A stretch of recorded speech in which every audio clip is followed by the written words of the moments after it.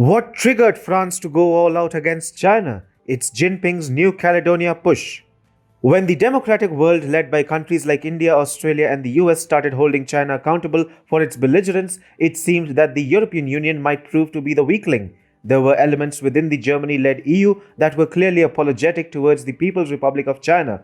But there is at least one European power that has deep dived into the Indo Pacific and made China's life difficult. We are talking about France.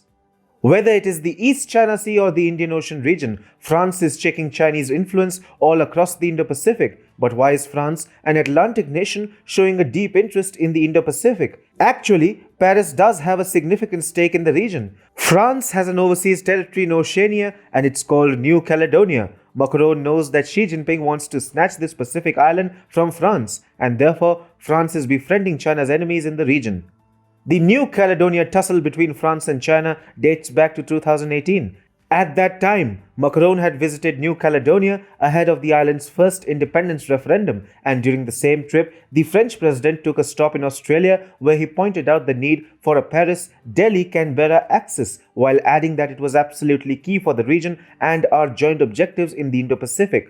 As per the 1998 Noumea Accord, there can be a maximum of 3 independence referendums in New Caledonia, every one of them to be held 2 years apart. France won the first referendum with 56.4% votes. The second referendum held earlier this year also resulted in a French victory, this time with 53.26% votes. And here's the real deal. China's economic influence has been increasing rapidly in New Caledonia, and Beijing has been trying to wrest New Caledonia from France by throwing in hordes of money into the small archipelago. France extends an aid of $1.5 billion to the former penal colony on an annual basis, but China has been importing heavily from New Caledonia. In 2018, New Caledonia's exports to China totaled $1.06 billion. In fact, New Caledonia gets most of its funding from nickel sales to China. Now, a third referendum could be held in New Caledonia in 2022 if requested by a third of the local assembly. Within the island, there have been disturbing reports about the demonstrations